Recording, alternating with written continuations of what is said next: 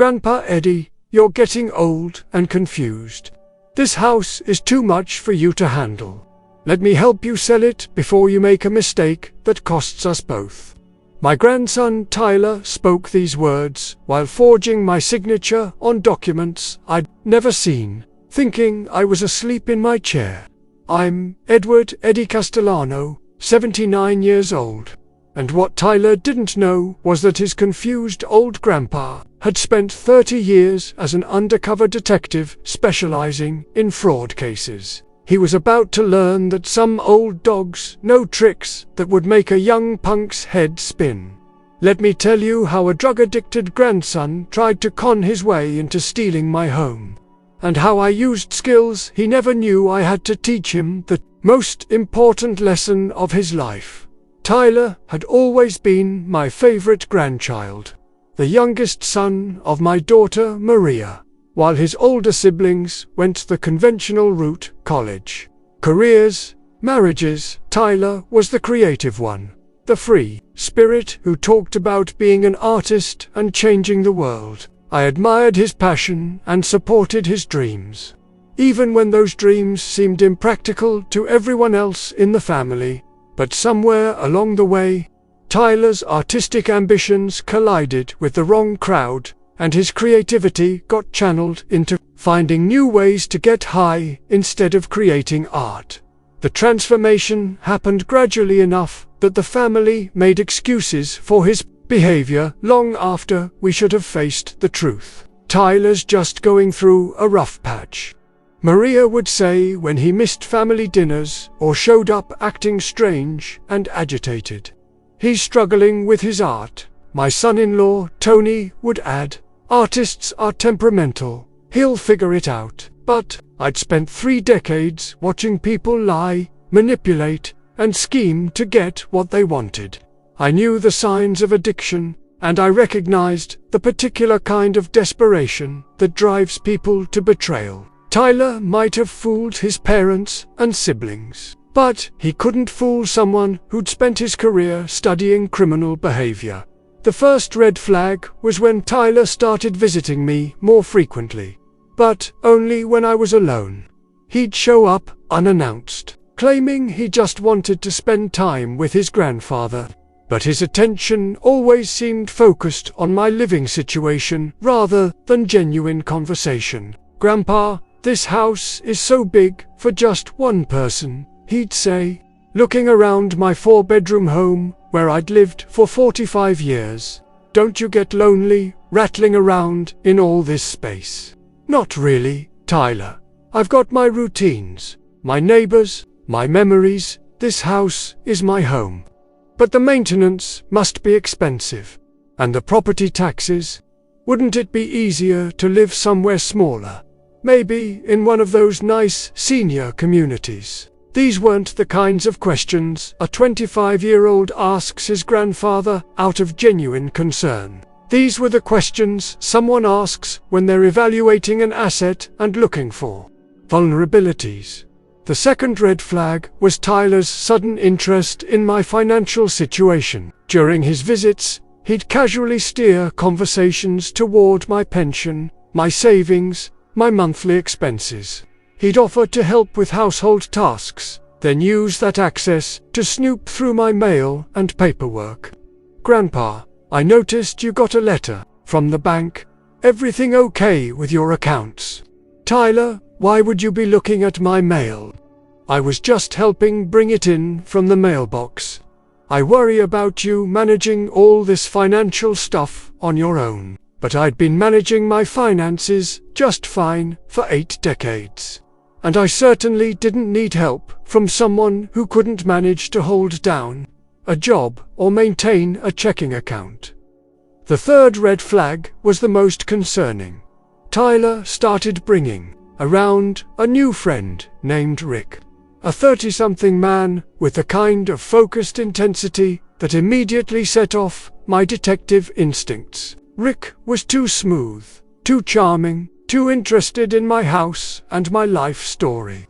"Mr. Castellano, Tyler's told me so much about you," Rick would say, sitting in my living room and studying every detail of the furnishings and layout. This is such a beautiful home, must be worth quite a bit in today's market. I wouldn't know, Rick. I'm not planning to sell. Of course not. But it's good to know these things for insurance purposes, estate planning, that kind of thing. Rick asked too many questions and remembered too many details. He was clearly casing my house, and Tyler was either too naive or too desperate to realize he was being used by someone with more sophisticated criminal intentions. The situation escalated 3 months ago, when Tyler showed up at my house with official-looking documents and a story about helping me organize my financial affairs. Grandpa, I've been doing some research, and there are real advantages to putting your house in a family trust. It protects you from potential lawsuits, reduces tax liability, and makes sure everything transfers smoothly to the family when the time comes. The documents looked legitimate at first glance, but my detective training had taught me to look beyond surface appearances. The language was designed to confuse rather than clarify, and several key sections would essentially give Tyler power of attorney over my property decisions. Tyler, why don't you leave these documents with me so I can review them carefully? Actually, Grandpa, the lawyer said, there's a time-sensitive element because of some new tax regulations. If we don't file these by next week, you'll miss out on significant savings. Time pressure is a classic con artist technique. Create artificial urgency to prevent the mark from thinking clearly or seeking outside advice. I'll need to have my own attorney review these before I sign anything. Grandpa, that's going to cost you hundreds of dollars in legal fees. I've already had them reviewed by Rick's lawyer friend. Everything's legitimate. Rick's lawyer friend, that told me everything I needed to know about who was really behind this scheme.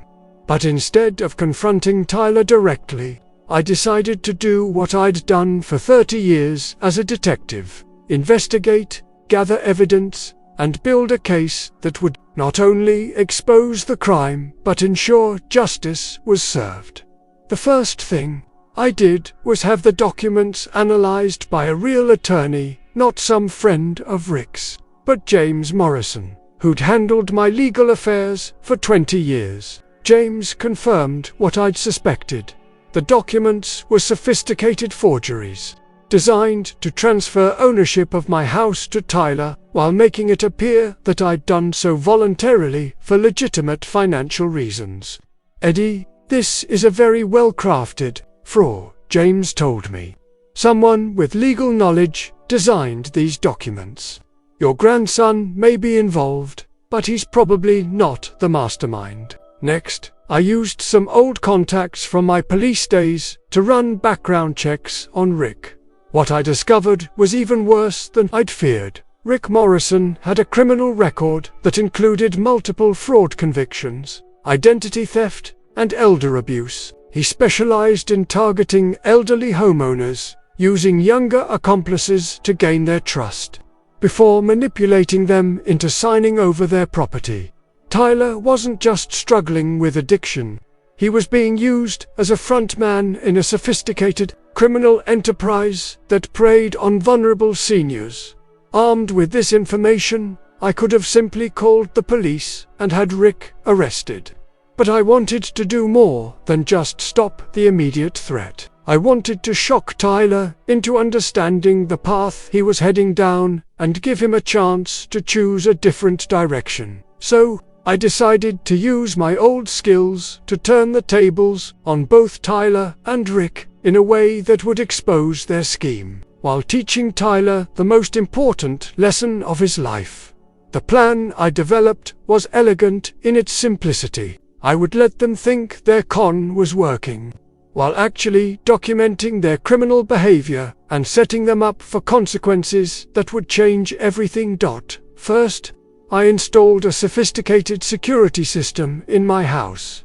Not the basic alarm system Tyler and Rick had seen, but a professional-grade surveillance setup that would record both audio and video of their activities. Having friends who'd worked in law enforcement for decades has its advantages. When you need access to quality equipment. Next, I contacted Detective Sarah Chen, who'd taken over many of my old cases when I retired. Sarah was brilliant, ambitious, and had been looking for an opportunity to take down Rick's operation, which had been targeting elderly residents throughout the city.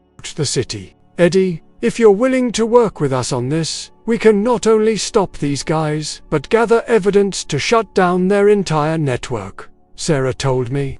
But it means you'll have to let them think they're succeeding, at least initially. Sarah, I've been working cons longer than my grandson has been alive. I think I can handle a couple of amateurs. The final element of my plan was the most important. I arranged for Tyler's parents to be out of town during the crucial phase of the operation. I didn't want Maria and Tony to witness their son's arrest, unless there was no other choice. If my plan worked, Tyler would learn his lesson without destroying his relationship with his parents. 2 weeks later, Tyler and Rick arrived at my house, with a notary and the final set of documents that would supposedly complete the financial reorganization of my assets. Grandpa Eddie, this is it, Tyler said, his hands shaking slightly as he spread the papers across my dining room table. Once you sign these, everything will be properly organized and protected. Rick was more direct. Mr. Castellano, I know, this seems complicated, but trust me, this is the best thing for your family. You're securing your grandson's future and protecting your assets from potential creditors. What they didn't know was that every word was being recorded. And Detective Chen was parked outside with a warrant for Rick's arrest as soon as he completed the fraud attempt. But before I let them finish their scheme, I decided it was time to reveal a few facts they'd overlooked in their planning. Tyler, before I sign anything, I want to tell you a story about your grandfather that your parents probably never shared with you. Grandpa, we really need to get these documents notarized today. Sit down, Tyler, Rick, you too. This won't take long. I walked to my bookshelf and pulled out a photo album they'd probably noticed during their previous visits, but never examined closely. You see, boys, for 30 years, I worked for the police department as an undercover detective specializing in fraud cases. I spent 3 decades learning how con artists operate, how they choose their victims, and how they manipulate people into signing away their life savings. Tyler's face went pale. Rick's expression shifted from confidence to wariness. Grandpa, what are you talking about? I'm talking about the fact that I knew you were trying to steal my house from the moment you first brought up downsizing. I'm talking about the fact that I knew Rick was a career criminal with multiple fraud convictions before his second visit to my home.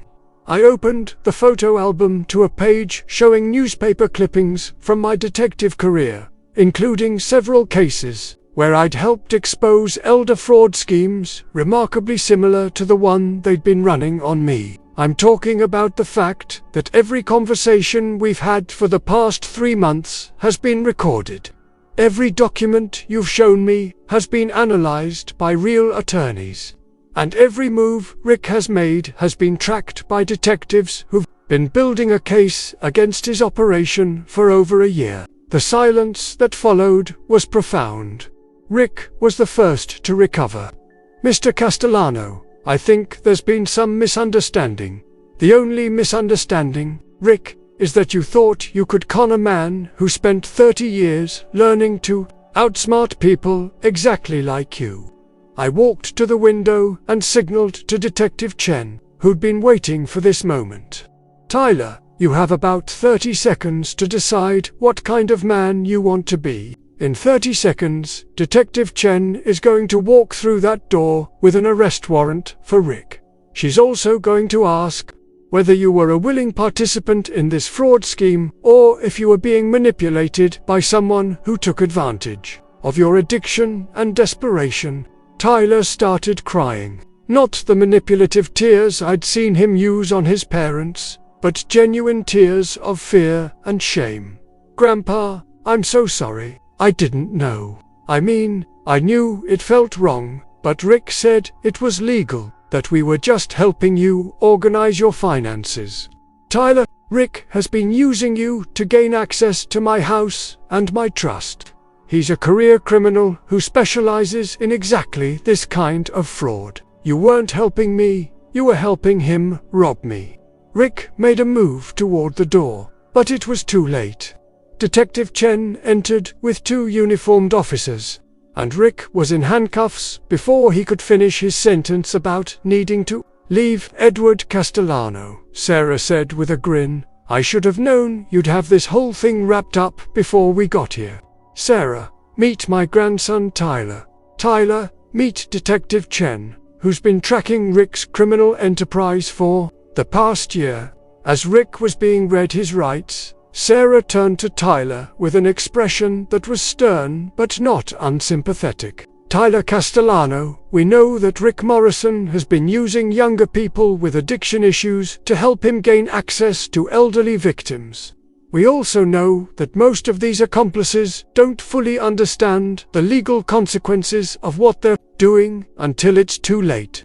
Tyler looked like he was going to be sick. What's going to happen to me?"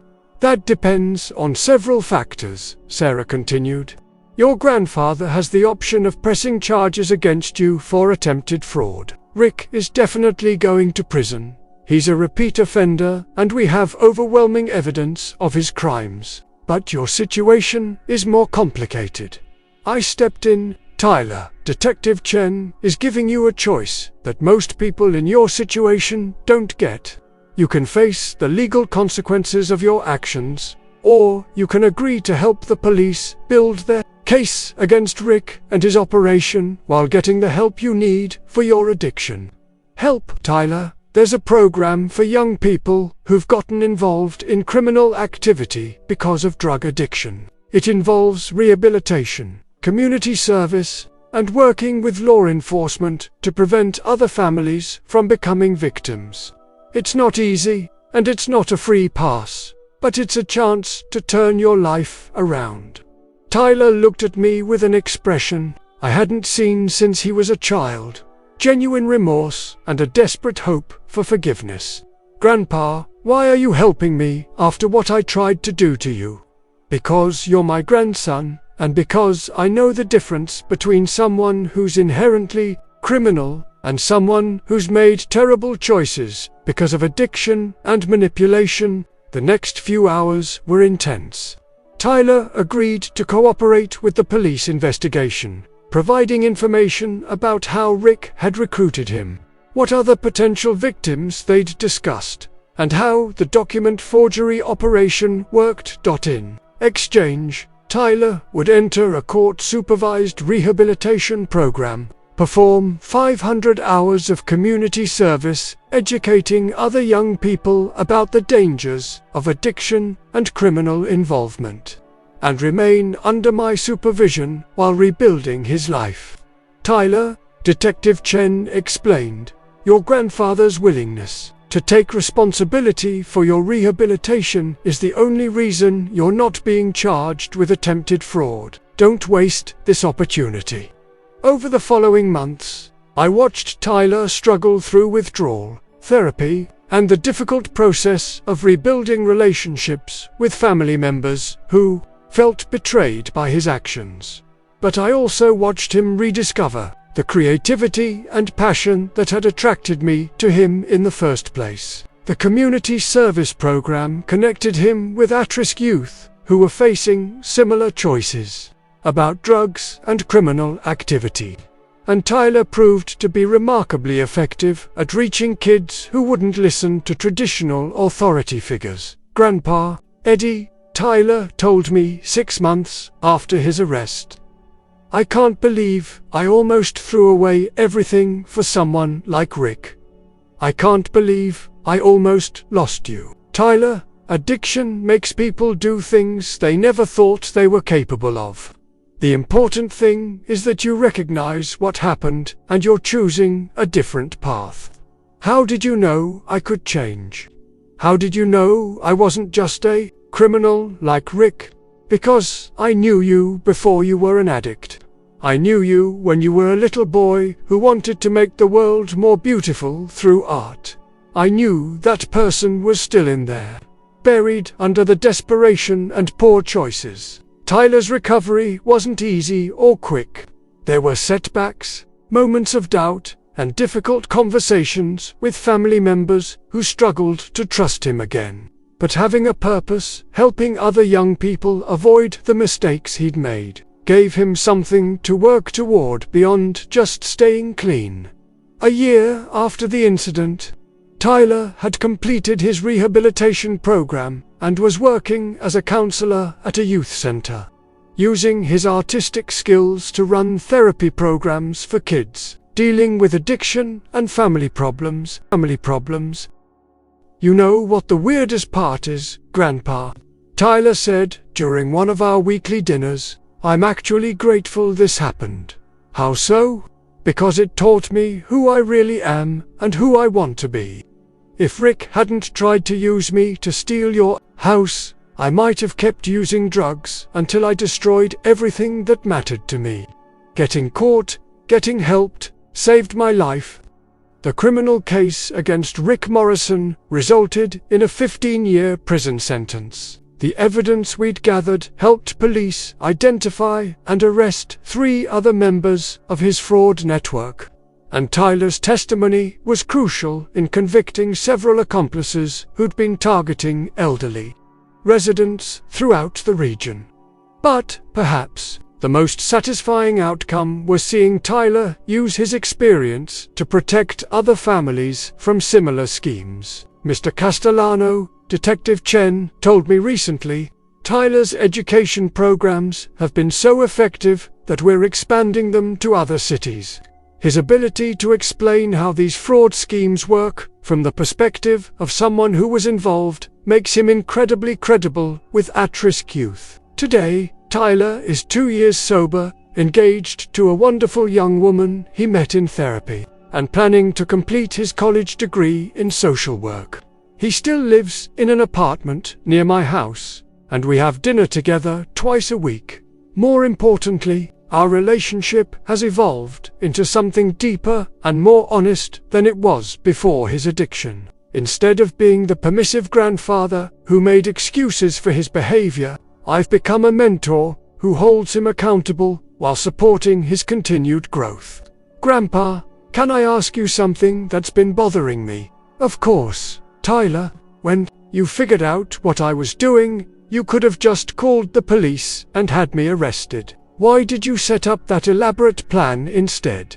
Because arresting you would have solved my problem, but it wouldn't have solved yours.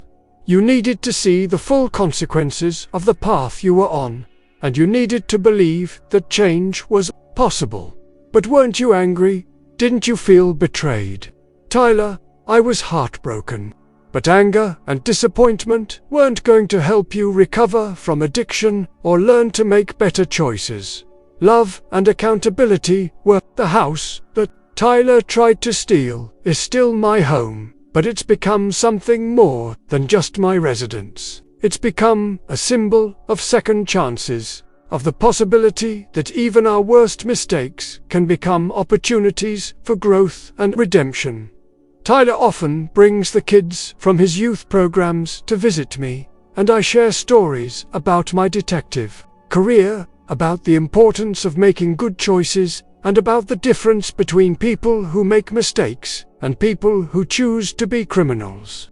Mr. Eddie, one young man, said recently, Tyler told us you caught him trying to steal your house. Why did you help him instead of just sending him to jail? Because sometimes the most important thing you can teach someone is that making a terrible mistake doesn't make them a terrible person. Tyler made some awful choices, but he was still my grandson, and he was still capable of becoming the man I knew he could be. The secret I used to outmaneuver Tyler and Rick wasn't just my detective skills, it was my understanding that love sometimes requires setting boundaries and enforcing consequences, while still believing in someone's capacity for change. Looking back, I realized that Tyler's attempt to steal my house was actually a gift in disguise. It forced both of us to confront truths we'd been avoiding. Tyler had to face the reality of his addiction and its consequences, and I had to face the reality that enabling his behavior wasn't helping him. By using my skills to create consequences that led to rehabilitation rather than just punishment, I was able to help Tyler discover who he really was underneath the addiction and manipulation. Today, when people ask me about my grandson who tried to steal my house, I tell them about my grandson who helps other young people avoid the mistakes that almost destroyed his life. Because that's who Tyler really is, not the desperate addict who was willing to betray his family, but the young man who found the courage to change and the wisdom to use his experience to help others. Sometimes, the best way to teach someone you love them is to make sure they face the consequences of their actions, while proving that those consequences don't define their future possibilities. And sometimes the greatest secret you can reveal is that redemption is always possible, even when someone has betrayed your trust, as long as they're willing to do the hard work of becoming a better person. Have you ever had a family member struggle with addiction? How do you balance love with accountability when someone you care about makes terrible choices? Share your thoughts in the comments below. Sometimes, the most loving thing we can do is refuse to enable destructive behavior while still believing in someone's capacity for change. If this story made you think about second chances and redemption, please subscribe for more stories about family, forgiveness, and the power of holding people accountable while holding on to hope. From what city are you watching today?